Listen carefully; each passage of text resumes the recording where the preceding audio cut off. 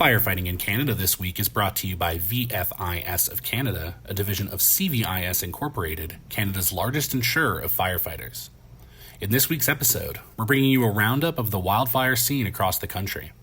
Then, a new report suggests wildfire smoke is more harmful to brain health than other forms of air pollution. We have reached midsummer, and multiple provinces and territories are battling numerous wildfires.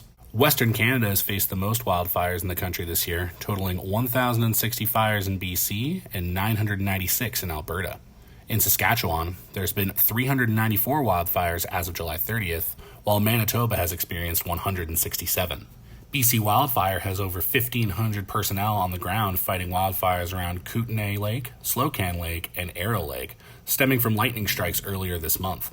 The service said in a statement on July 30th that rain and cooler temperatures made it easier to quell fires, but warned that warm, dry weather would return. The wildfire complex surrounding Jasper, Alberta, made up of two wildfires which ignited on July 22nd in Jasper National Park, and the Utopia Fire, which started on July 19th near Miette Hot Springs, remains out of control. An initial aerial survey of the perimeter on July 26 determined the fire size to be approximately 32,000 hectares, and officials have not seen significant changes since the survey's completion. Parks Canada reported there were 350 firefighters and personnel fighting the wildfires, and officials have reported this fire could stay ablaze for months. Central Canada is seeing a decrease in wildfire activity from last year, with 198 fires in Ontario and 387 in Quebec, totaling 585 as of July 30th, compared to 1,162 at the same time last year. The largest active fire in the region is an 11,835 hectare out-of-control blaze in Quebec, which was discovered on July 9th. Eastern Canada has experienced the least wildfire activity of the provinces this year, including no active fires in PEI and Nova Scotia as of July 30th. The region has seen 331 fires in total, with 218 of those coming from New Brunswick, 64 from Nova Scotia, 49 from Newfoundland and Labrador, and 0 from PEI. In Yukon and the Northwest Territories, crews have fought 280 fires so far in 2024, which have burned over 462,000 hectares.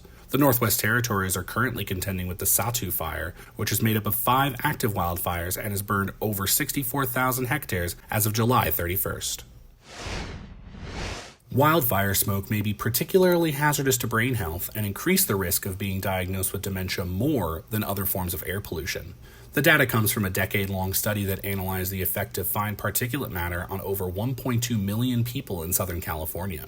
Fine particulate matter is a microscopic mixture of solid and liquid droplets in the air, with a width 30 times smaller than the average human hair, and is produced by motor vehicles, factories, and wildfire smoke. Researchers said the odds of a dementia diagnosis rose 21% for every 1 microgram per meter increase of wildfire fine particulate matter. In comparison, they only saw a 3% elevation in risk for every 3 microgram per meter increase from other sources. Thanks again to VFIS of Canada, a division of CVIS Incorporated, Canada's largest insurer of firefighters. Stay tuned for our next episode on Friday, August 16th.